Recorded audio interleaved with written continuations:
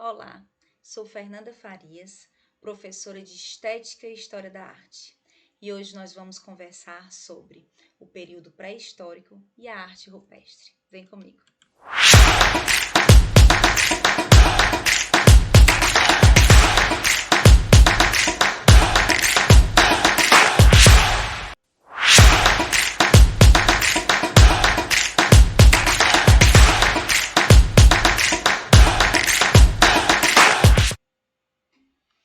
Olá, voltamos, né?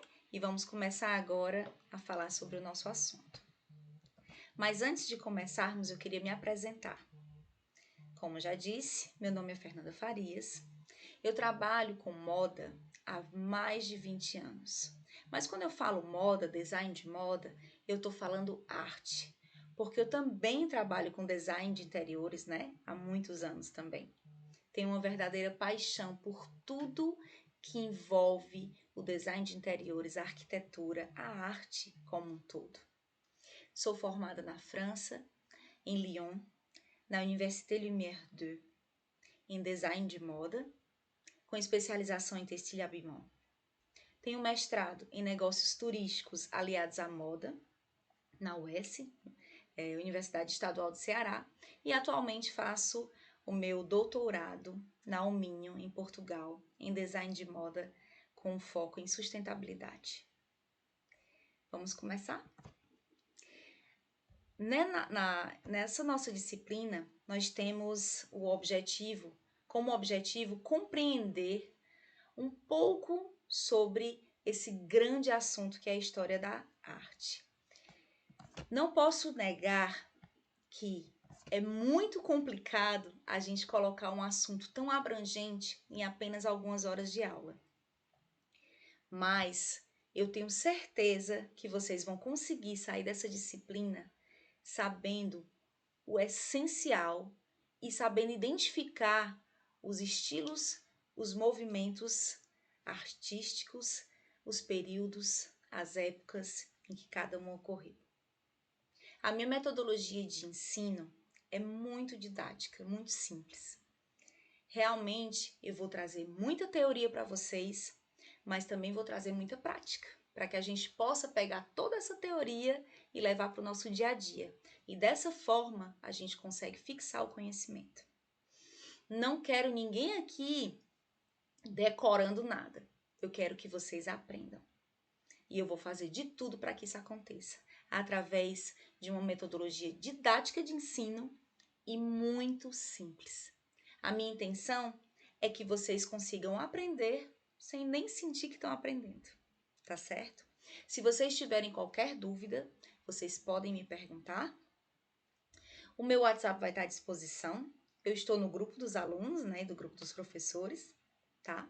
Então, me coloco à disposição para qualquer eventual dúvida que surja, tá certo? Indico a vocês que vocês não fiquem presos apenas ao que a gente vai conversar aqui em sala de aula. Porque, como eu disse no começo, história da arte é muito abrangente. E a gente vai trazer aqui tópicos específicos, tá certo?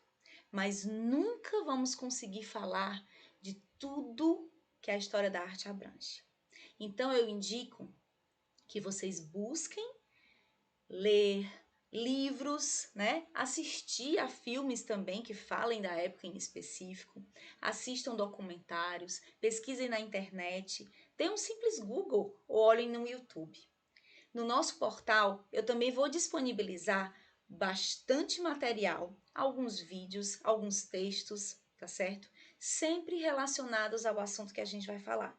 E alguns também como materiais extras, que de repente a gente nem vai falar do tópico aqui, mas que vai estar lá para vocês poderem assistir, tá bom? Então vamos lá. Mas antes da gente entrar no nosso assunto, eu queria dizer para vocês que eu coloquei aqui uma observaçãozinha, um material extra sobre os séculos. Quando a gente fala de história da arte ou de qualquer tipo de história, a gente está se referindo ao tempo. E muitas vezes existem algumas confusões de séculos. Mas qual é o século? Que século nós estamos, né? 2021? Ah, século 21 é porque é 2021? Não, não é bem assim, tá? Então aqui eu trouxe um pouquinho para vocês vão poder ler com calma depois, porque todo esse material vai estar disponibilizado lá no portal, vocês vão poder ler com bastante calma. Aqui nos meus slides eu sempre coloco muito mais, tá? Para que vocês possam ler depois. Nem tudo eu vou falar aqui, vou falando, né, os tópicos mais essenciais. No nosso momento de aula, a gente vai poder ter essa interação. Aqui na trilha, eu realmente vou só falando, tá certo? Mas vocês vão poder ler todo esse material com calma depois. Então, aproveitem bastante. No final de cada módulo, a gente vai ter alguns exercícios também que vão ajudar a fixar o conhecimento, tá bom? Então, aqui eu trago para vocês algumas informações sobre a divisão dos séculos, tá? De uma forma muito simples, gente. Corresponde à separação de um século em um período de 100 anos. Só isso. Muito fácil, não é isso? Então, do ano 01 vai acabar no outro, né? Daqui a 100 anos, tá? Aqui eu coloquei para vocês bem certinho para que vocês possam ver com bastante calma. Século 1 vai do ano 1 até o ano 100. Século 2 vai do ano 101 até o ano 200. Século 3 vai do 201 até o 300 e assim sucessivamente. É importante a gente entender que a história também é dividida entre antes de Cristo e depois de Cristo. E aqui nós não estamos falando de religião, tá certo, gente? Nós estamos falando de tempo, de períodos. E é importante a gente poder entender. Então, nós temos, por exemplo, século 6, 7, 9, né? Enfim, antes de Cristo. 12, 13, antes de Cristo. E depois de Cristo. O AC é antes, o DC depois. Muito fácil, né? E agora sim nós vamos realmente entrar no nosso assunto, depois que nós entendemos um pouquinho sobre como se dividem os séculos. Então, no nosso módulo 1, nós vamos falar sobre a evolução da história da arte nas civilizações ocidental, Oriente Próximo e América Antiga, na arte rupestre e na pré-história. É lógico que a história, ela se mistura, tá? As civilizações acabam se misturando. Então, em alguns momentos, a gente também vai poder citar sobre uma ou outra civilização, porque vai ter total relação com o assunto que a gente vai estar falando. Arte rupestre e pré-história. Aqui embaixo você pode perceber o tempo, o período que aconteceu a pré-história, né? Mais uma dica eu vou dar para vocês. Se vocês prestarem atenção, vocês podem perceber que quando a gente pesquisa em diversas bibliografias diferentes, às vezes esses séculos variam um pouquinho, né? Esse período de tempo varia um pouquinho. Não quer dizer que um livro está mais certo do que o outro, tá, gente? Existe realmente essa pequena variação de tempo de autor para autor, de pesquisador para pesquisador, de estudioso para estudioso, tá? E a gente precisa entender que a história é uma contínua. Embora a gente esteja aqui falando de pré-história, né? Algo que aconteceu há mais de 5 milhões de anos atrás, antes de Cristo, né? Então, assim, a gente tem que entender que a cada dia podem ser descobertas novas coisas, que podem mudar um pouquinho do que a gente estava entendendo sobre aquele período.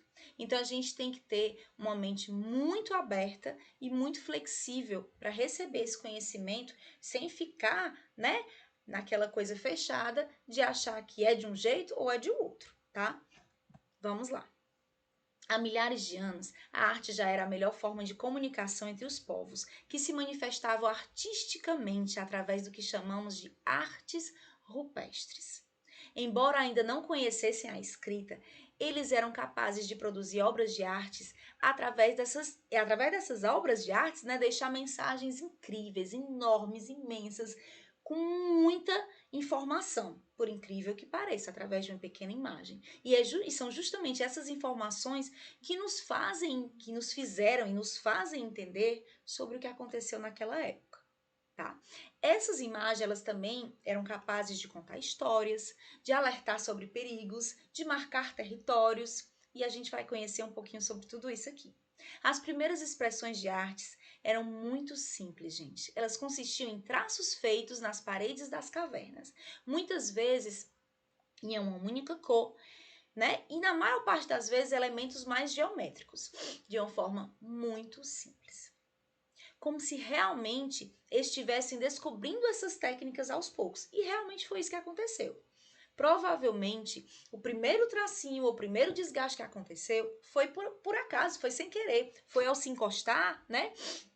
Foi ali ao matar um animal, de repente a mão estava suja de sangue e encostou na parede da caverna, ou foi amolar, né? Quis amolar uma pedra e riscou a parede e viu que fazia ali uma incisão, que fazia um desgaste que deixava marcado. Ou seja, pode ter acontecido de diversas maneiras, tá? Com o tempo, eles foram evoluindo, eles foram aprendendo, eles foram descobrindo maneiras novas e também testando cores novas, né? E técnicas novas também. Eles também se expressavam através da escultura, em materiais diversos, como madeira, ossos, né, dos próprios animais e as pedras. E é sobre isso justamente que a gente vai aprender nesse módulo. Mas antes da gente começar, gente, vamos aqui colocar o conhecimento em dia. O que é arte? Como é que a gente vai falar, né, de história da arte, ou como é que a gente vai falar de arte rupestre sem primeiro entender o que é arte? E aí, você sabe? Arte vem do latim, a palavra arte vem do latim, tá? Ar, que significa ato de fazer, habilidade de fazer, né? A arte para os gregos, por exemplo, significava o domínio para o ser humano de uma ou mais técnicas. Então ele tinha o domínio, ele era um artista, ele tinha um domínio sobre aquilo ali. Temos o costume de usar a palavra arte para a ideia de saber fazer algo muito bem. Por exemplo, né? A arte de cozinhar, né? Ou então quando a gente diz assim, nossa, ele é um artista. Historicamente, no início, a arte teve uma função ritual, tá? E era muito aliada à magia, então ela é mágico-religiosa, que foi sofrendo alterações com o passar do tempo. Com o Renascimento italiano, em finais do século XV, começa a haver a distinção entre a razão e a fé. E a arte começa a ter uma função mais estética do que religiosa, porque antes ela era especificamente, né, mais realmente religiosa, e depois ela saiu disso e realmente foi se entender uma arte como um assunto separado da misticidade, da religião. A gente vai ver isso também nos próximos módulos, tá? O artesanato também passa a ser distinto das belas artes, onde o artesão é aquele que se dedica à produção, né, de obras múltiplas daquilo ali. Então, ele é um artesão, não necessariamente um artista, tá? Já o artista, ele faz apenas obras únicas. A classificação utilizada na Grécia Antiga incluía 6 ramos dentro da própria arte, que eram a arquitetura, a dança, a escultura, a música, a pintura e a poesia. A literatura também estava ali dentro. Mais recentemente, houve a inclusão do cinema como sendo a 7ª arte. Com certeza você já ouviu dizer isso. Não sei se você sabia o que é que significava a 7ª arte, mas é justamente isso, tá? Os games, que são a 8ª arte, tá? Que foi nomeada agora em 2019 porque existia uma briga muito grande, tá? Da fotografia, né? Com as artes visuais, com a arte digital, tá? Mas o game tá ali como 8ª arte. Foi nomeada em 2019. E a fotografia como 9ª arte. Geralmente, vocês podem ver, tá aqui com a fonte azulzinho aqui do lado, geralmente eles são nomeados da seguinte forma: primeira arte, artes sonoras, o som; segunda arte, artes cênicas, o movimento; terceira arte, pintura, cores, né?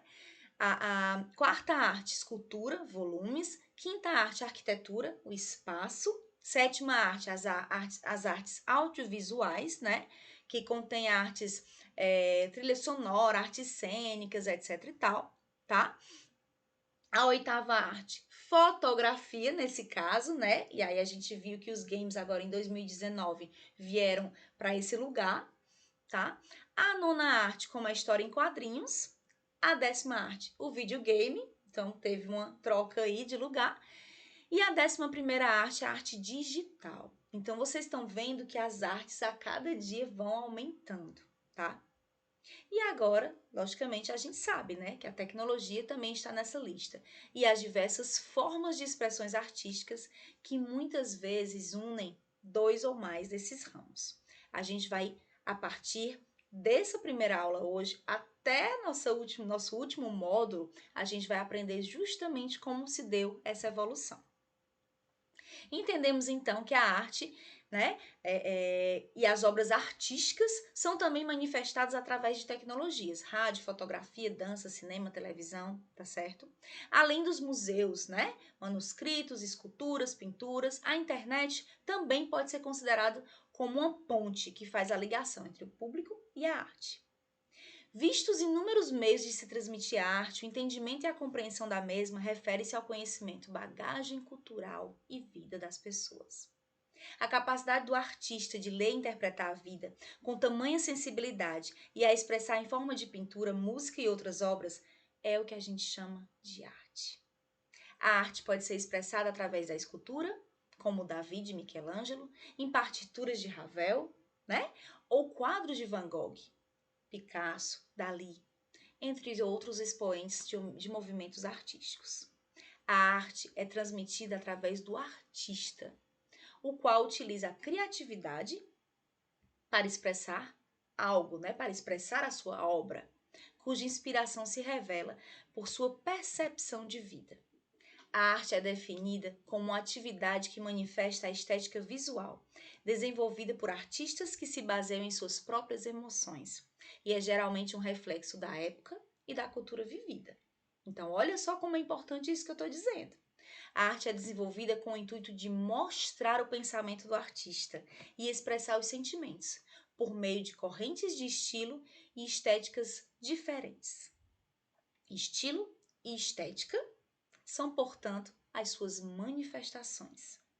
Estilo é a forma da obra e estética é o fundamento da arte. Cada qual interpreta os cenários e objetos de uma maneira única e singular, o que caracteriza o movimento que o nomeia. A estética é uma ciência que irá decifrar todas as mudanças conceituais e teóricas da arte ao longo do tempo, bem como analisar a relação existente entre a arte e o homem. A estética é uma especialidade filosófica que visa investigar a essência da beleza e as bases da arte. Ela procura compreender as emoções, as ideias e os juízos que são despertados ao se observar uma obra de arte, acerca do potencial humano, do entendimento do conteúdo da própria produção artística, né? Do significado do prazer estético, ou seja, a percepção, a sensação que se tem ao se olhar para aquela obra. Por exemplo, eu trouxe aqui um exemplo do cubismo. A gente vai aprender lá para frente o que é o cubismo, tá? Então, o cubismo é um estilo artístico do começo do século XX, com o artista Pablo Picasso. A estética que tem esse estilo, qual é a estética que ela nos passa? Qual é a percepção que ela nos passa? Qual é a sensação? Ela nos passa uma sensação de força, de alegria, né?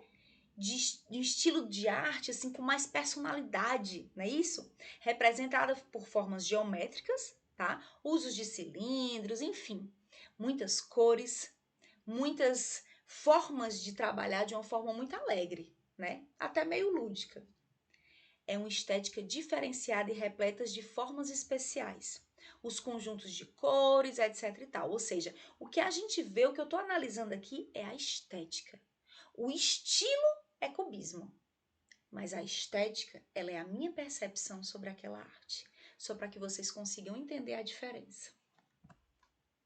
Aqui nós temos alguns estilos, né, de arte, que a gente vai aprender também durante todos os nossos módulos, tá certo? Então a gente entende que por meio de manifestações artísticas e obras é possível conhecer a cultura de uma sociedade e de um grupo em um determinado período de tempo. ou seja, a arte representa, preserva e mantém vivos aspectos que marcaram e definiram características culturais. Estudiosos e historiadores afirmam que a arte, seja visual, sonora ou de interpretação, permite às pessoas entenderem as épocas e os mais diversos acontecimentos relacionados àquela época, e entender as mudanças ocorridas nas épocas seguintes também. Eu, de uma forma bem poética, entendo que a arte é a maneira pela qual as pessoas observam o mundo a partir do olho do outro. Agora que a gente já entendeu o que é arte, vamos aprender sobre onde e como surgiram suas primeiras manifestações. E aí a gente volta para o nosso módulo Arte Rupestre e Pré-História, onde tudo começou. Consideramos como arte pré-histórica todas as manifestações que se desenvolveram antes do surgimento das primeiras civilizações e, portanto, antes da escrita. Por isso que se chama, gente, pré-história. Alguns estudiosos são contra esse nome, tá certo? Porque eles dizem que o pré também pode significar não. Então, pré-história seria algo tipo não história. Por quê? Porque não tem nada escrito. Só que não é verdade. A pré-história a gente vê como um pré, ou seja, antes da história. Porque a história, ela foi registrada através da escrita, tá? Mas ela existiu sim. No entanto, né, isso pressupõe uma grande variedade de produção por povos diferentes, em locais diferentes, mas algumas características eles tiveram em comum. As manifestações artísticas mais antigas foram encontradas na Europa, em especial na Espanha, no sul da França, no sul da Itália, e datam aproximadamente de 25.000 a.C., portanto, no período paleolítico.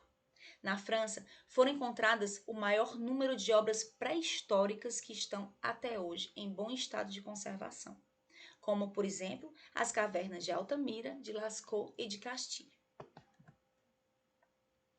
Arte rupestre vem do latim ar, lembra que a gente aprendeu? Rupes, que significa arte sobre rocha. Lembra que a gente aprendeu que ar, né, é o saber fazer, a habilidade de fazer? Então, a arte rupestre é o quê? É a habilidade de fazer arte sobre a rocha. Representa uma manifestação artística muito abrangente, que pode aparecer no interior das cavernas, tá? Em grutas, etc e tal, mas também em outras superfícies rochosas. Existe muito essa dúvida, né? A arte rupestre é só dentro das cavernas? Não, ela também pode ser fora. Ela pode ser, inclusive, em cima de uma rocha que nem pertence a nenhuma caverna. Uma rocha ali que está parada, de repente, perto ali no arredor de onde eles estejam. É considerada a mais antiga forma de expressão artística humana, né? E é originada no contexto da pré-história, tendo as primeiras sido produzidas cerca de 40.000 a.C. As manifestações artísticas pré-históricas podem ser divididas em dois tipos, devido à diferença entre as técnicas de produção. Tem as pinturas rupestres, tá? Que elas são feitas a partir da aplicação de pigmentos sobre a rocha, extraídas de argilas, vegetais, minerais e os ossos, né, dos animais que eram abatidos, carbonizados. Eles eram adicionados a elementos que podem dar pigmento e dar uma capacidade de fixação, tá certo? Por exemplo, sangue de animal, a cera de abelha e algumas gorduras. Então, eles faziam aqueles pigmentos e adicionavam esses elementos para que ele pudesse ficar bem, né, bem fixado realmente na rocha. E tem também as gravuras rupestres. As gravuras rupestres, elas são feitas a partir de incisões, ou seja, de desgastes nas rochas, tá certo? De modo que as imagens ficassem ali gravadas naquela superfície. Inicialmente, as representações se caracterizavam apenas por linhas e traços finos. Posteriormente, as imagens passaram a ser mais elaboradas, com melhores balanços de cores, volumes e técnicas de iluminação. Então, aqui eu trouxe alguns exemplos para que vocês possam entender a diferença entre essas duas técnicas, tá certo? Da pintura e da gravura. Então, aqui nós temos uma pintura rupestre, tá certo? Onde nós podemos ver realmente que ela foi feita, né? Na parede, ou seja, na rocha, na parede da caverna, e foram usados pigmentos nessa arte, nessa pintura. Aqui mais outra. Essa é uma arte rupestre, uma pintura rupestre muito famosa, chamada Bison, tá? Ela fica na caverna de Altamira, tá certo? Que fica no norte da Espanha. Ela foi descoberta em 1831 a 1888, por ali nessa época, por Marcelino Sansa Saltuola, tá certo? Quando ele explorava as cavernas com sua filha. E na verdade foi Maria, foi a sua filha que descobriu esse boi, né, pintado na parede. Então ela estava lá com ele, ela disse: "Papai, tá cheio de boi pintado na parede". Inclusive eu coloquei um vídeo no material extra lá dentro do nosso portal. Vocês podem ver mais ou menos como é que foi essa descoberta através da Maria. Aqui nós temos também uma outra pintura na caverna de Lascaux, na França, descoberta em 1940 por 4 jovens.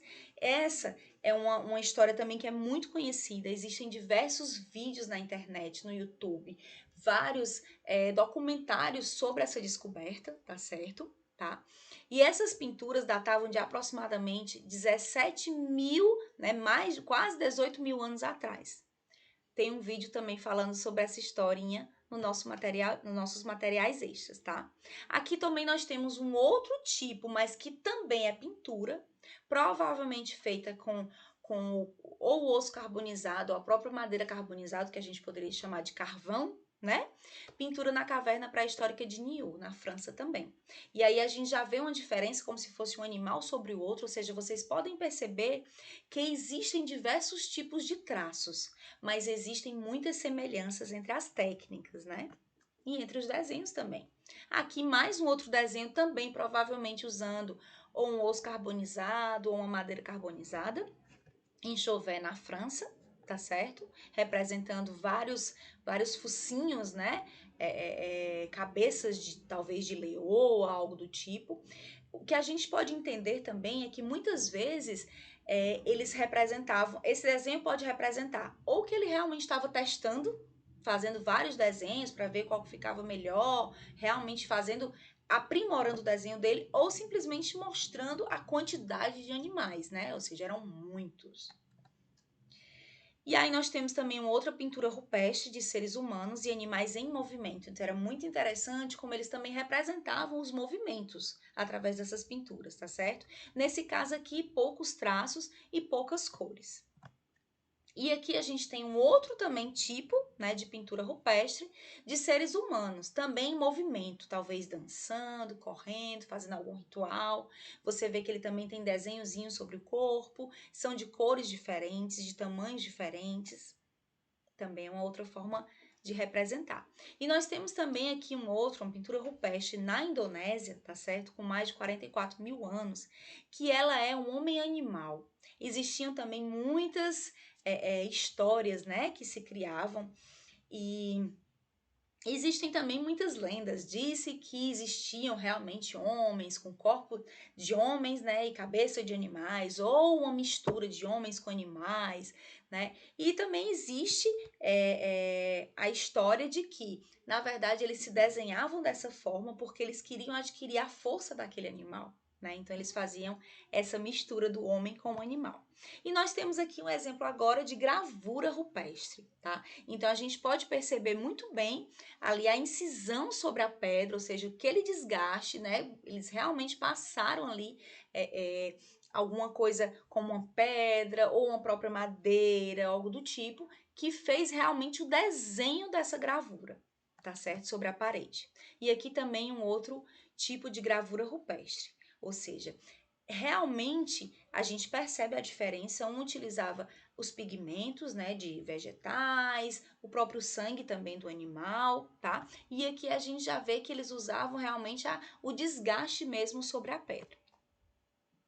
As formas humanas e de animais aparecem com muita frequência na arte rupestre. Além disso, também são encontradas figuras fantásticas, objetos e cenas do cotidiano, mas representações podem variar de acordo com o local que a gente encontra essas cavernas e, portanto, essas artes rupestres, né? Mas não podemos delimitar a arte rupestre a uma simples representação do cotidiano. Algumas hipóteses indicam que certas imagens podem indicar um ritual mágico religioso, assim como a presença das mesmas em locais pouco habitados e de difícil acesso, por levar a crer num significado especial, tá certo? Uma manifestação artística, muitas vezes também como um aviso. Uma caverna que era perigosa, então eles faziam algum desenho ali logo na entrada da caverna, como quem dissesse assim, não vá ali, não entre ali, porque é perigoso. Ela também, a arte rupestre, ela também servia para passar as histórias, né? As histórias, as vivências, as experiências também de geração em geração, ou seja, ficava gravado ali na caverna o que tinha acontecido. E era mais fácil, inclusive, de mostrar, né, para as crianças, ou seja, para as novas gerações, tá? Mãos em negativo também é uma arte rupestre muito conhecida e muito importante, tá? No que se refere ao registro das mãos, pés e figuras, pode indicar uma afirmação de presença no local, ou seja, eu estive aqui, realmente desse jeito, tá certo? Pode ser apenas também um mito, uma contação de história ou simplesmente uma brincadeira, testando a possibilidade de cores. Tá? Dos primeiros registros deixados foi há cerca de 30 mil anos atrás, tá? E aí, como é que eles faziam isso, né? As mãos em negativo. Para representar suas mãos nas paredes das cavernas, o artista pré-histórico produzia um pó colorido por meio da trituração de rochas, depois, com o auxílio de um canudo, né? Ou da própria mão, tá certo? Ele colocava assim fechadinha e o pó que dentro dessa mão, ele colocava a outra mão sobre a parede e assoprava. Quando ele assoprava, o pó se fixava na rocha e quando ele tirava, ficava ali delineada a mão dele. Ou seja, como se fosse realmente a silhueta, um filme negativo, a silhueta da mão, tá? Ele também fazia brincadeira, né, de pintar a mão, então você pode perceber que tem tanto a silhueta da mão quanto tem também como se fosse o carimbo da mão dele, né?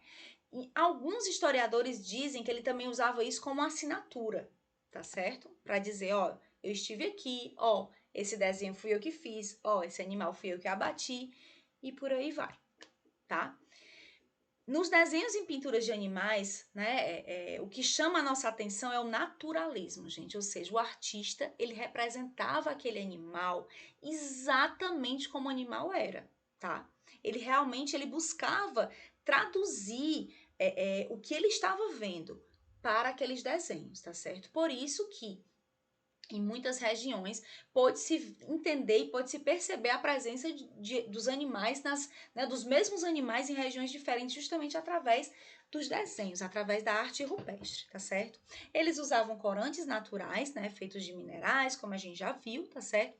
E para fazer o pincel, né, ele usava ou os dedos para pintar realmente, mas quando ele queria algum detalhe mais fininho, ou ele usava realmente gravetos, que também era utilizado, tá? Ou ele fazia esses instrumentos com penas de animais, né? Ou com os pelos dos animais, tá certo? Justamente para fazer esses detalhes, tá? Segundo o estudo de pesquisadores do MIT da USP, essa arte é muitas vezes conectada às propriedades acústicas das câmeras das cavernas nas quais é encontrada. Isso aqui, gente, é uma pesquisa que foi feita, tá certo? Onde eles constataram que os homens conseguiam detectar a forma como o som reverberava dentro dessas câmeras, tá? E expressava em suas artes, tá certo? Justamente aonde fazia aquele eco, ou seja, aonde fazia aquele barulho, tá certo? Sinais acústicos eram transformados em representações simbólicas. Por exemplo, animais de casco normalmente aparecem representados em ambientes cujas reverberações, ou seja, o barulho, o som, né, a reverberação, o eco, né, a reverberação acústica, se assemelhava à batida daquele casco. Não por acaso existem paredes em algumas cavernas que eram perfeitas para serem feitas, né, desenhos ou pinturas, mas que estão ali intactas. E aí, quando você vai perceber, naquele local ali não tem reverberação acústica. Então, foi a partir daí que eles fizeram esse estudo, tá certo? Tá? É muito importante entender, gente, que eu trago toda a teoria que está nos livros, Inclusive no final do módulo, lá no final desse nosso material, vocês vão ver toda a bibliografia de onde eu tirei as informações que eu tô trazendo aqui para vocês, tá certo? Mas eu também trago notícias, né, sobre realmente o que tá acontecendo e sobre as novidades que foram surgindo. Muitas notícias dessas que eu trago não estão nos livros. Então, realmente, em revistas científicas, em artigos científicos ou em algum documentário, né, com fundamento, tá certo? Então, é bem legal isso. Aí a gente entra realmente dentro da pré-história e a gente precisa entender como é que ela é, né, dividida, como é que se faz a divisão da pré-história, tá? Mais pra frente você também vai perceber que eu trouxe uma informação, tá certo? Um pouquinho diferente do que eu tô falando aqui, mas essa informação realmente é a mais teórica e é a que você vai encontrar em qualquer livro que fale de história, tá certo? Não necessariamente de história da arte, mas de história como um todo. E da pré-história, logicamente, que é o que a gente está falando. Então, ela se divide em paleolítico, tá? Onde a gente vê a idade da pedra lascada, tá? Em neolítico, mesolítico, a idade da pedra média, neolítico, a idade da pedra polida e a idade dos metais, tá certo? O mesolítico, nem todo historiador concorda com ele, mas eu já vou explicar para vocês. Então, vamos lá. Paleolítico, a idade da pedra lascada. Se divide em paleolítico inferior e paleolítico superior. Em alguns livros você vai poder perceber que também tem ali o paleolítico médio, tá certo? Mas como ele é realmente uma transição entre os dois, geralmente ele não é citado. Mas em alguns livros ele é, em algumas bibliografias ele é. Então, quando a gente fala de paleolítico inferior, aproximadamente 5 milhões, né, antes de Cristo. Primeiros hominídeos, caça e coleta, controle do fogo, instrumentos de pedra lascada, madeira, ossos, facas, machados, ou seja, eles estão descobrindo os instrumentos. Então, nesse início, Paleolítico superior, instrumentos de marfim, ossos, madeira, pedra, machado, arco, flecha, lançador de dardos, anzol, linha, ou seja, a gente tem aí uma evolução, um aprimoramento dessas ferramentas. E o desenvolvimento da pintura e da escultura. E foi, então, justamente nesse paleolítico, né, do médio para o superior, na verdade, que eles foram realmente descobrindo a pintura, tá certo? Mas no paleolítico inferior também tem esse iniciozinho, tá certo? O mesolítico, tá? A idade da Pedra Média, como a gente falou, ele é um período intermediário entre a idade da pedra, tá certo? E tem ali a idade da Pedra Média, né? Ele é chamado dessa forma, mas como eu falei, nem todo autor, nem todo historiador concorda com ele, porque acha que ele ali fica só no meio, não tem muita diferença, ele realmente é aquela transição, mas eu trouxe aqui como informação para vocês, tá certo? Então, foi justamente a transição, tá certo? Onde lá no Paleolítico eles eram nômades, ou seja, eles caçavam, eles colhiam, como a gente comentou, tá? Mas eles não sabiam plantar, tá certo? Então, o que acontecia? Eles eram nômades, acabavam os recursos daquele local, eles se mudavam para outro local, atrás de novos recursos, tá? Nesse Mesolítico aqui, que é nessa transição, foi quando eles começaram a perceber, opa, caiu aqui uma semente, opa, nasceu uma plantinha, nasceu uma árvore, ou seja, eu posso plantar, então eu não preciso esperar que o universo me entregue, né? Então eu posso fazer, e foi realmente aí quando começou a entender e eles começaram a se fixar, tá? O Neolítico, a idade da pedra polida, tá certo? Realmente os instrumentos começaram a ficar mais aprimorados, tá certo? E aí teve realmente a revolução agrícola nesse momento, tá certo? O início justamente do cultivo dos campos. Começou-se também o artesanato, cerâmica e tecidos, a construção das pedras, né? Os nurages e os dômenes, tá? Ou seja, o início da arquitetura, o início das cidades, como a gente chama hoje, o início das civilizações. Aí eles foram aumentando, as famílias foram aumentando, né? Eles começaram a se dividir um pouco, tá certo? E aí precisavam melhorar, eles não podiam mais ficar dentro de cavernas, né? Eles começaram a entender que eles poderiam sair de dentro das cavernas e poderiam construir sua própria moradia, tá?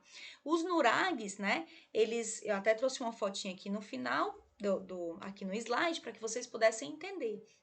Eles eram construções edificadas em pedra, tá certo? Em forma de um cone incompleto, porque ele tinha uma saída, né? Uma entrada, enfim, tá? E era justamente pedra sobre pedra mesmo. Ele não tinha nenhum tipo de argamassa, um cimento, como a gente poderia chamar hoje, tá certo? Era realmente uma pedra colocada sobre a outra e eles faziam aquele espaço ali, tá? Os dômenes, eles não serviam como moradia, tá, gente? Muitos historiadores dizem que eles realmente eram um local mais de religião, místico. Alguns dizem que era cemitério, outros dizem que era um local de sacrifícios, de rituais, outros dizem que era realmente como se fosse uma espécie de templo, onde eles iam, né, adorar. Ou seja, existem muitas teorias, mas o que se tem certeza é que não eram utilizados como moradia. E aí os dômenes, a característica deles são justamente duas pedras, né, duas rochas, duas grandes pedras, assim em pé e outra deitada em cima, tá bom? E aí a gente vem depois para a idade dos metais, tá certo? Que foi o aparecimento da metalurgia. A idade do cobre, do bronze e do ferro. A invenção da roda, a invenção da escrita, né? O arado de bois, o aparecimento das cidades. E aí começaram os conflitos por terra. Porque aí começaram a crescer mais ainda as civilizações, as pessoas, as famílias, e eles começaram a brigar por terra. Porque eu quero ficar nessa terra aqui, porque eu já cultivei, eu já estou aqui, e outro vinha, queria tomar, né? Então, enfim. E aí começou realmente a serem criadas espadas e começaram a acontecer os conflitos, tá bom? E aí, quando a gente vem para alguns historiadores, e aqui eu tenho que trazer todas as informações, né, já realmente dessas mudanças que acontecem, alguns cientistas, né, a gente fala que no mundo científico, eles são contra essa separação, paleolítico e neolítico, tá certo? Eles acreditam que a gente não pode chamar dessa forma, até porque um acaba entrando dentro do outro e tem algumas características ali, né, que confunde um pouco. Na opinião deles, né, nesse mundo científico, o que eles acreditam? Que a gente deve dividir entre Pleistoceno, que é de 60 mil anos até 12 mil anos, né? Ali, alguns historiadores ainda colocam ali no meio do caminho o epipaleolítico, tá certo? E o Holoceno, mas geralmente no mundo científico fica realmente só o Pleistoceno e o Holoceno, tá certo? E aí o Holoceno, a partir de 12 mil anos, né, que realmente é o início da agricultura, que já pegaria ali, né, o Mesolítico, que a gente falou, tá, que é a idade média, né, ali do meio, tá certo, da pedra, né, da pedra média, como a gente comentou, né, e o Holoceno pegando desde o do Mesolítico, tá certo? E aí aqui eu trago para vocês algumas informações a mais sobre esses períodos que vocês vão poder ler com mais calma também depois, tá? Algumas características do período do Paleolítico, da Pedra Lascada, que também podemos definir como Pleistoceno na visão dos cientistas, tá bom? E aí quando a gente vem, né, logicamente, falando da relação dessa época, né, desse período com a arte, né, a gente entende, né, que é o naturalismo, é a principal característica dos desenhos, né, da Idade da Pedra, realmente aquela coisa que a gente falou, tá? Nas pinturas rupestres, eles viam e representavam realmente o que eles viam, da forma que eles enxergavam, ou seja, representava aquele animal, aquele homem, aquela natureza da forma, né, com que ele enxergava, tá certo? E aí também tinham trabalhos em escultura, desculpa, tá certo? Mas tanto na pintura quanto na escultura, nota-se a ausência de figuras masculinas. Eles representavam principalmente as figuras femininas. A gente vai ver já daqui a pouco alguns exemplos, tá certo? Então, a gente tem a predominância da figura feminina, com a cabeça surgindo como um prolongamento do pescoço, seios bastante volumosos, um ventre bem saltado e grandes nádegas, tá certo? Vamos lá. E aí eu trouxe aqui um exemplo, que é a Vênus de Willendorf, tá certo? É uma escultura do período do Paleolítico Superior, tá? Foi esculpida em calcário eolítico e colorido com ocre e vermelho. Possui 11 centímetros, ela é pequenininha, tá certo? Representa uma mulher, tá certo?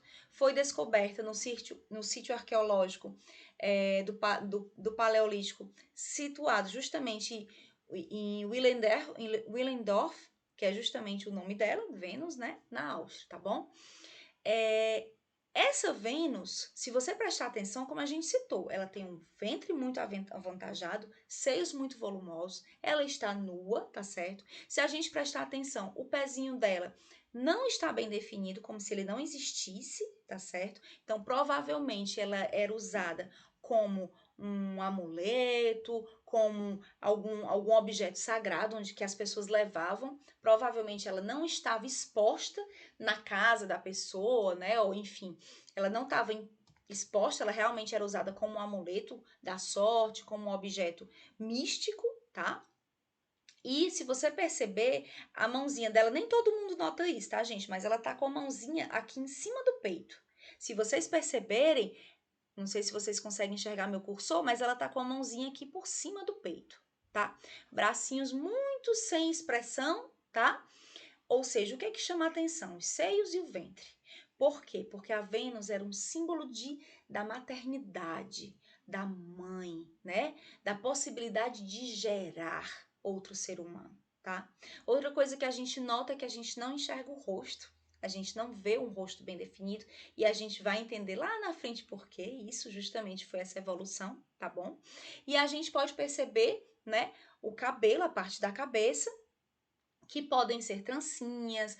Alguns historiadores acham que são vários olhos, entendeu? Ou seja, existem muitas interpretações. Mas o que a gente tem que gravar aqui é, né, a Vênus como um símbolo da maternidade. Nós temos aqui uma outra Vênus, a Vênus de Lossel. Também tem seios grandes, também tem quadril largo, também tem uma barriga mais avantajada, mais flácida, tá certo? Pés e mãos também atrofiados. O rosto também é irreconhecível, o que a gente identifica é que agora ela tem pescoço, né, um pouco mais de pescoço, e que a gente identifica como se ela tivesse realmente de perfil, tá certo? Tá? E também representada por esse dom da maternidade, ou seja, a deusa da fertilidade, tá certo? Pois além das formas enfatizarem o ventre feminino, sobre o qual ela está levemente repousando a mão, tá? Como se estivesse acariciando, né? Ela também tem na sua mão direita, um chifre, um corno, tá certo? Tá? De bisonte, que também é um símbolo associado à fertilidade e abundância. Tá?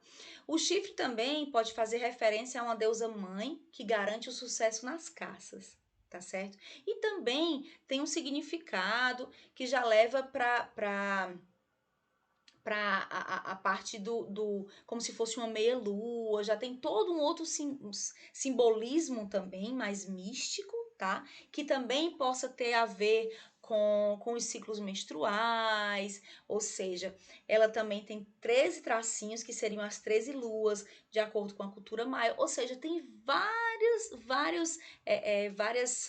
como é que se diz, suposições em cima dessa escultura, tá? Mas como curiosidade mesmo aqui. A gente também tem essa outra Vênus, tá certo? Vênus de Downe, tá? Mede também 11 centímetros de altura, também pequenininha, tá bom? Essa estatueta também poderia ser uma das evidências mais antigas dentro da cerâmica, tá? Ou seja, ela tem ali já um material diferente das outras, tá certo? E aí ela também, mesma coisa, né? A gente não identifica os traços do rosto, a única coisa que a gente identifica realmente são duas incisões, como se representassem olhos, e existe uma suposição que diz que são os olhos que estão chorando. Então, os seios dela é como se fossem as gotas de lágrima. Os braços apenas esboçados, também não tem grande importância, e da mesma forma também não se vê a presença dos pés. O que a gente vê também ali, né, é realmente uma grande marcação, uma grande incisão, assim, também abaixo da barriga. E a barriga da mesma forma, de uma forma mais flácida e também avantajada, tá certo? ela foi feita, né, de ossos pulverizados e de lama cozida, tá bom? Vamos lá. Aqui a gente também tem uma outra Vênus, então vocês estão percebendo que elas têm muitas características em comum. E prestem atenção no que eu estou dizendo, porque a gente vai ver lá na frente a diferença, né, a evolução de tudo isso, tá bom? Então, aqui da mesma forma, outra Vênus, também com quadris muito bem largos, né, protuberantes, grandes seios, uma barriga também mais flácida, tá certo? Essa, no caso, ela foi esculpida em marfim de mamute, tá bom? E também pertence, como a gente está falando aqui, ao Paleolítico. E a gente tem aqui agora uma espécie de rosto, não também muito bem definido, tá certo? Já, no caso aí, foi achado na África, tá certo? Na África do Sul, tá bom? E aí também é um objeto artístico, tá certo? Dos mais antigos também, e ali a gente pode identificar mais ou menos ali dois olhos, o nariz, a boca, né, como se representasse um rosto humano, mas muito ainda mal definido, tá? Essa daqui, gente, ela foi o primeiro, né, o primeiro desenho, ou seja, é o desenho mais antigo que se encontra. Provavelmente ela é um pedaço de um pedaço maior, tá certo? Porque a gente vê, segundo os historiadores, o que eles notaram? Que o desenho é como se o desenho tivesse uma continuação. Mas o que a gente percebe? Lembra que a gente falou no começo que os primeiros desenhos realmente eram apenas linhas retas, né? Desenhos mais geométricos. Então, esse daqui, justamente, é um desses primeiros desenhos, tá bom? Vamos lá. E aqui a gente tem algumas machadinhas também dessa época do Paleolítico, tá?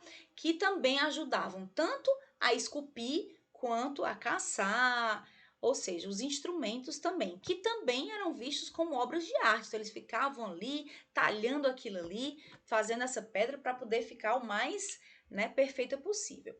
O Mesolítico, como a gente falou, né, que poderia ser chamado de epipaleolítico, tá certo? Que ficaria ali no meio dos dois, como a gente já falou, tá? Né? Seria a idade da Pedra Média. E aí a gente tem aqui uma escultura, tá? E é o que a gente começa a perceber? A evolução da fisionomia, ou seja, dos traços do rosto, que começa ali a surgir e aparecer, tá? A gente também tem aqui uma outra escultura, tá certo? Nesse período do Mesolítico, tá? E a gente já começa a perceber ali que você vê, né, já o formato de um nariz, como se fosse uma boca, já o formato do olho. Então você começa a perceber, né? O braço já começa a ter mais importância, ou seja, já não tá tão protuberante, ou seja, a gente começa a perceber a evolução, né? Como se fosse assim realmente um aprimoramento dessa arte, dessa escultura, tá? E aí também entre as artes que se destacaram estão a cerâmica, né? Embora tenha sido principalmente utilitária no design, né?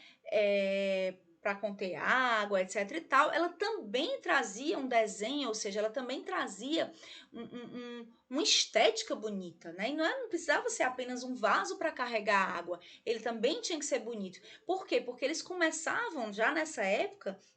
Lembra que eu falei que eles começaram a construir as próprias moradas, né, as próprias moradias, então eles começaram a entender que eles precisavam deixar aquele ambiente mais agradável, mais bonito, né, através da arte. Então eles começavam não apenas um jarro, não apenas uma cerâmica, mas uma cerâmica pintada, né? Então, enquanto ao invés de pintar sobre as paredes das cavernas, que eles não conseguiam tirar dali, aquela pintura ficava ali, eles começaram a pintar em locais que eles poderiam levar caso eles precisassem se mudar e que ajudavam também a criar um ambiente, né, de embelezamento, de prazer visual. Né? A arte mesolítica, né, mais interessante que conhecemos consiste, né, nessas pinturas realmente dentro sobre as rochas, né? E elas representavam, olha só, homens em movimento, tá bom? Numa cor só. E o que você pode perceber aqui? Que você tem uma porção, você tem homens maiores, como se eles tivessem desenhos de homens maiores, né? Como se eles estivessem mais perto, e os menores como se eles estivessem mais distantes. Então a gente começa a perceber também esse aprimoramento, tá? Muitas vezes, né, os agrupamentos de pinturas, de figuras são pintadas em padrões repetitivos, tá? Como a gente viu no desenho anterior, tá? Linhas geométricas, ou seja, realmente a gente começa a se aperfeiçoar. Mas o uso da cor ainda é um pouco restrito nessa época, tá bom? E aí aqui alguns micrólitos do período do Mesolítico, tá certo? Que foram encontrados. E aí a gente vai para o Neolítico, ou como o cientista prefere chamar, Holoceno, né? E aí começou-se a substituir a mente instintiva, ou seja, eu tenho que caçar para sobreviver, tá? Por uma mentalidade mais racional. Ou seja, abandonou-se o naturalismo nas representações, tá certo? E aí eles pararam, de certa forma, de representar fielmente a natureza. E eles passaram a confeccionar figuras que sugerissem algo. Ou seja, começou a pensar o seguinte: eu não preciso só agora usar a minha pintura para passar uma história de geração em geração ou para advertir que aquela caverna é perigosa. Eu posso inventar, eu posso decorar. Então, realmente, essa estética começou a ficar mais apurada, né? Mais aprimorada. E aí, né, se desenvolveu também a técnica de tecer panos, de fabricar as cerâmicas, tá certo? Como a gente já falou, as primeiras moradias, etc e tal. E aí a gente tem aqui, como a gente falou já ali no Mesolítico, no Neolítico ainda mais, né? Então você vê o vaso ainda tá mais bonito, tá mais bem feito, tá mais, né, esteticamente mais agradável, tá? E aí tem os machados, tá certo? Que mesmo sendo apenas machados, né? Sendo apenas machados como ferramentas, eles também tinham uma decoração, ou seja, eles eram talhados ali, não era apenas, ou seja, eles começaram realmente a entender que o belo poderia ser representado, poderia ser feito. E aí a gente começa a perceber, apesar a gente pode dizer que essa máscara não tá tão bem feita assim, vamos dizer assim, mas a gente começa a ver sentimentos naquela escultura. Enquanto naquela época, lembra da primeira Vênus que a gente não via nem o rosto, o pescoço era emendado, né? E a gente via mais a parte aqui do cabelo da cabeça e não tinha nenhuma definição no rosto. Aqui a gente já começa a ver uma máscara sorridente, a gente vê o nariz, a gente vê os olhos, a gente vê um leve sorriso, né? Então começa realmente a ter essa evolução. Aí nós temos a Vênus Cucutene, tá certo? Do Neolítico, tá bom? E aí o que a gente pode perceber aqui? Que a estética do corpo também começa a ser visto de forma diferente. Então, antigamente eu estava preocupada apenas com a fertilidade, em mostrar, né, que a mulher precisava ter seios grandes, um grande quadril, né, um ventre para carregar o meu filho. E a partir do Neolítico, como eles começam a conviver em sociedade, eles começam a olhar de uma forma diferente um para os outros. E eles começam a representar também na escultura essa diferença e esse embelezamento, vamos dizer assim. Então aqui a gente já pode perceber uma definição maior da cintura, tá certo? Tá? Onde a gente não tem mais a barriga tão protuberante, ou seja, não é apenas a questão, né, da fertilidade, tá certo? Mas é realmente uma questão de estética, de descrever ali, de representar através da escultura uma estética de corpo feminino, tá? Mas não apenas nas curvas, mas fazendo também belo, né? Nessas incisões que eram feitas, ou seja, a gente está aqui com a escultura de um corpo feminino, provavelmente, né? Todo trabalhado, tá certo? Então, assim, inclusive, eles podem ser, alguns historiadores dizem que poderia ter sido a representação na escultura de uma pintura corporal, tá? Ou vice-versa. Pode ter sido feito primeiro na escultura e ao se ver aquilo ali, se quis fazer o seu corpo, tá? E aí a tatuagem veio depois, né, da representação artística das incisões, ou seja, dos desenhos na escultura. Então, existem essas duas vertentes, tá bom? E já entendendo que eu posso sim decorar o meu corpo, né? Ou seja, a estética, né, da percepção começa cada vez mais a se desenvolver. E aqui, como a gente falou, né, dos domens, que a gente já comentou lá no começo, aí eu trago aqui um pouquinho da história também, para que vocês possam ler depois com mais calma, tá bom? E aí a gente começa, né, a ver realmente essa evolução, tá? As manifestações. A gente começa a realmente entender, tá certo? Que a arte na caverna, né, na Idade da Pedra, como as de Niort, por exemplo, tem as mesmas qualidades que uma arte de Rembrandt, de Da Vinci, de Picasso, tá? É tão dura para reduzir a um impulso biológico simples ou uma necessidade evolucionária óbvia? Então, assim, ela é arte da mesma forma. Algumas pessoas não a consideram arte, né?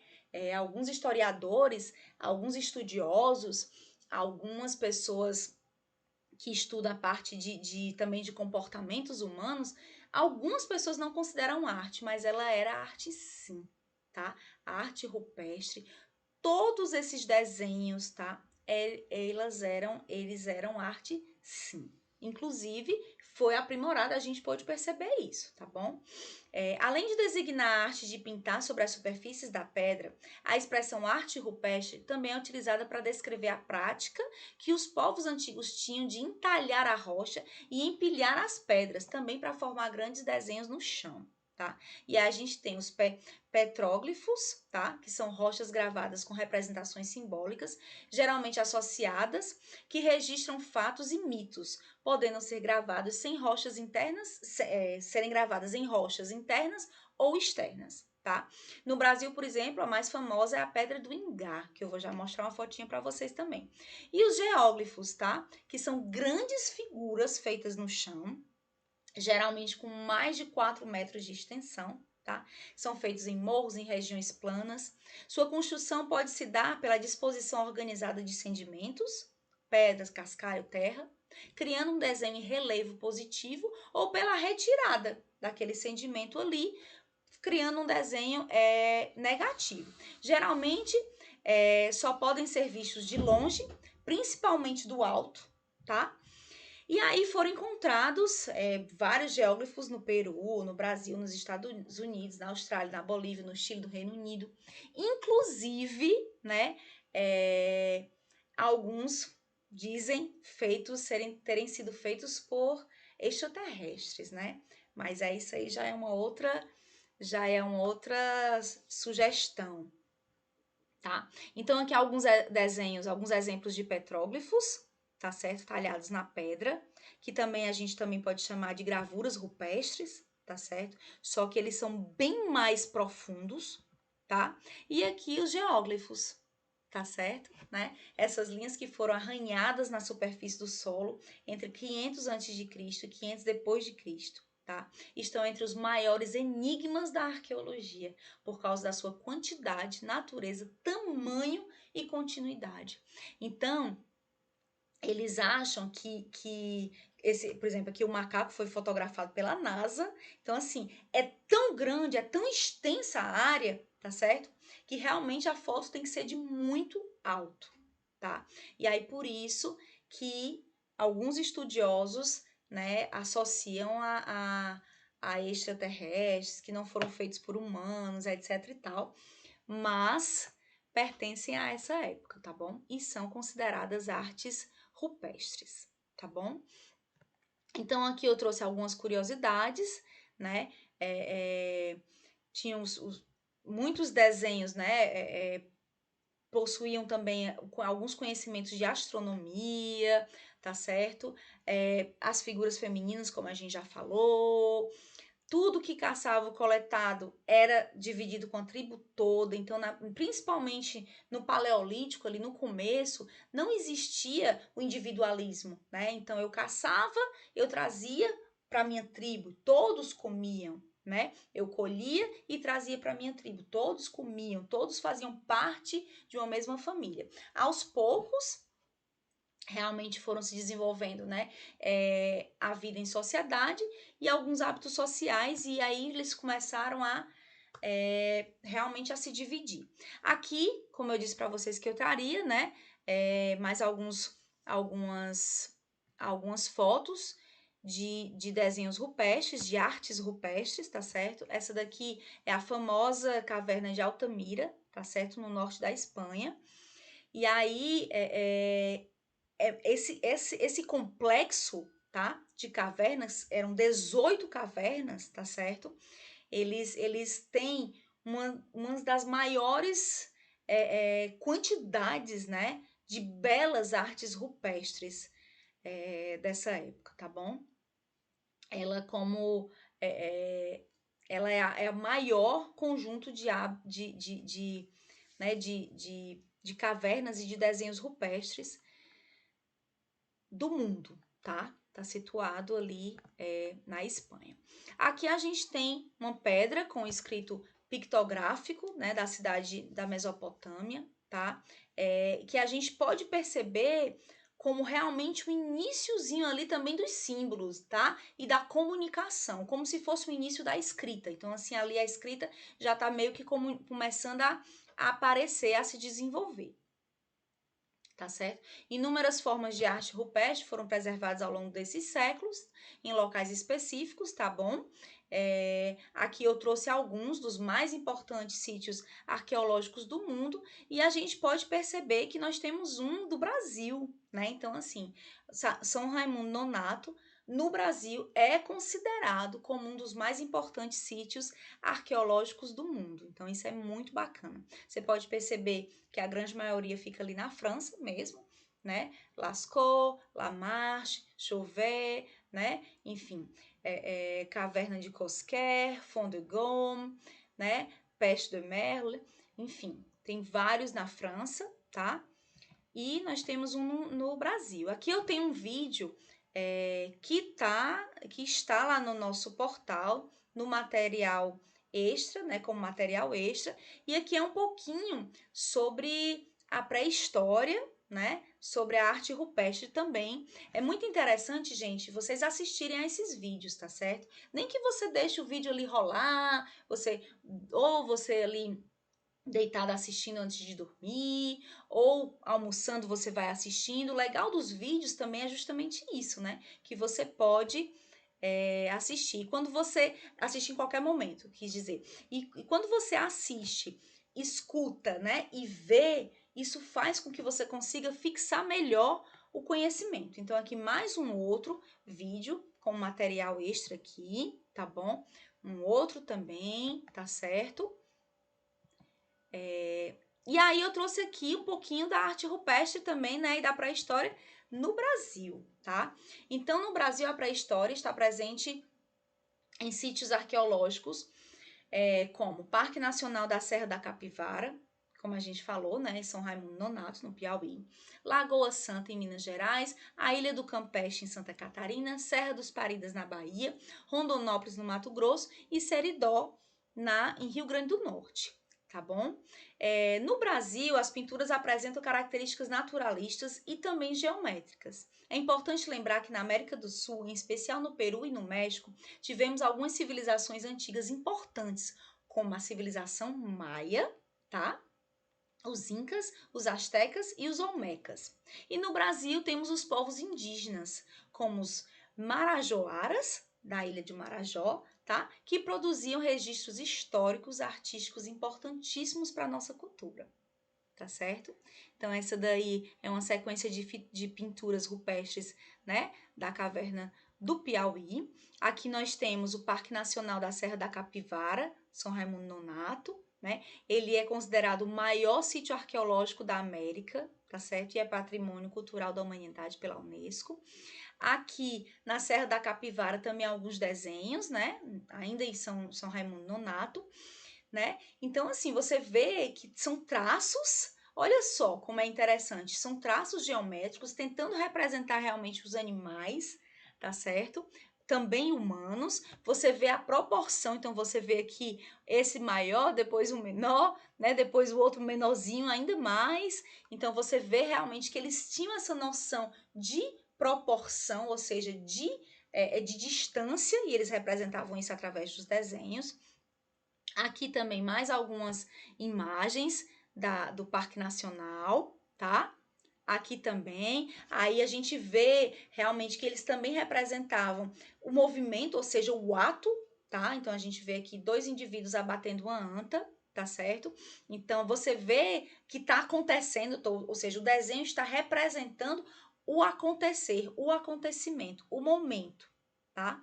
2 figuras que parecem gritar, né? Investem um contra a outra, ambas usam o mesmo tipo de cocar, com penas caídas nas costas, entre elas há uma figura menor, provavelmente é uma criança que está ali num ritual de iniciação. Tá? É muito comum isso entre os povos indígenas. A criança encontra-se, né, de frente para o indivíduo da direita, repetindo o movimento dele. Então ela aparece ali com as pernas abertas, como se estivesse correndo. Então ele representa realmente ali o movimento.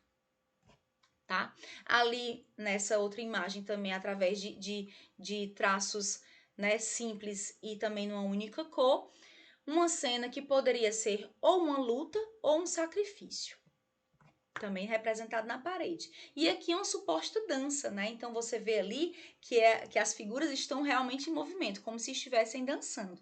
E aí a gente vê muito claramente essa representação do movimento, tá? E a gente também vê a perspectiva, né? Realmente dando aquela noção de profundidade, ou seja, a menorzinha lá do final provavelmente está mais longe, tá certo? De quem está desenhando, ou seja, de quem estava assistindo, do que a primeira. E aí a gente vê aqui, gente, a nossa Luzia, né? Falando do povoamento do Brasil, foi durante, né, o Pleistoceno que ocorreu o povoamento do território, que hoje corresponde ao Brasil. Os primeiros grupos humanos que ocuparam nossos territórios foram chamados de paleoíndios. Tá? As ossadas mais antigas, elas foram encontradas no Brasil, pertencem, né, ao final do Pleistoceno. Foram encontradas na região arqueológica de Lagoa Santa, em Minas Gerais, e entre as ossadas está a Luzia, o esqueleto mais antigo das Américas, de 11.500 anos. A reconstituição facial do crânio de Luzia surpreendeu o mundo científico. Seus traços não eram iguais aos indígenas, né, que a gente são nossos índios, que a gente reconhece como nossos índios, né? Que tinham antepassados de uma origem mais asiática. Luzia já era diferente, ela já tinha traços mais negroides mesmo, realmente mais africanos, né? Como se fossem ali nativos da Austrália, da Polinésia, tá certo?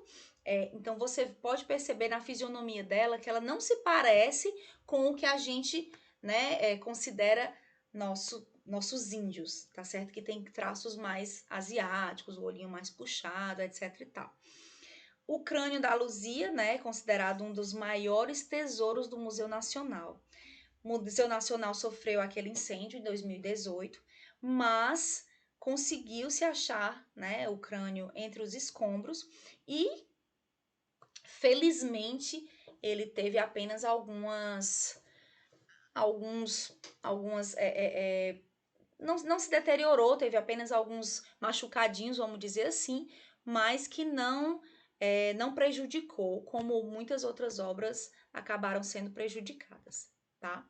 Aqui eu também trouxe no nosso material extra um vídeo também falando um pouquinho, né, desse sítio arqueológico, enfim, e da nossa Luzia. E aqui nós temos também, né, o Seridó, mais um material extra, mais um vídeo também falando, né, também desse sítio arqueológico, né, Pedra do Ingá, na Paraíba, a famosa Pedra do Ingá, uma enorme rocha de quase 24 metros de comprimento por 3 de altura. Então imagina só essa rocha, tá certo? E ela tem quase toda, tá? Quase toda a rocha está coberta por inscrições de grande complexidade, tá? As gravações têm de 3 a 7 milímetros de profundidade, né? E são desenhos bem complexos. Inclusive, alguns deles não conseguiram ainda ser decifrados, tá? E aí aqui é uma brincadeirinha, na verdade, tá?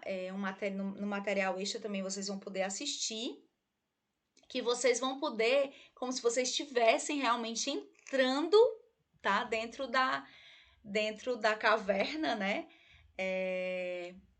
Numa sensação de 360 graus, realmente como se você estivesse ali dentro dessa caverna. Então é bem interessante. Aqui eu explico como é que você pode fazer para poder fazer essa brincadeira. Aqui no nosso material, depois eu vou salvar essa trilha da aula que eu tô dando agora para vocês, tá? Ela vai ficar aqui para vocês poderem assistir depois. Aqui são algumas perguntas. Aqui nós temos a nossa bibliografia, tá? E aí ficamos por aqui, tá certo? O que eu gostaria apenas, antes da gente terminar, é que vocês voltassem nas perguntas e vocês tentassem respondê-las. O que é pré-história? A antropologia estuda a pré-história? A arqueologia estuda a pré-história? A paleontologia estuda a pré-história? A pré-história vem antes de qual período? A idade da pedra faz parte da pré-história ou da idade antiga? A idade dos metais faz parte da pré-história ou da idade antiga? Quais são as duas divisões da pré-história? Quais são os períodos da idade da pedra? Em qual período da pré-história surge a agricultura? O que a agricultura tornou possível? E na pré-história, em qual lugar surgiu o homem? Aqui são algumas perguntinhas que você pode, através do nosso material, responder ou através também de outras pesquisas que você pode fazer na internet, em livros de história, tá certo? Ou em documentários, tá? Então hoje a gente fica por aqui e até a próxima aula. Obrigada!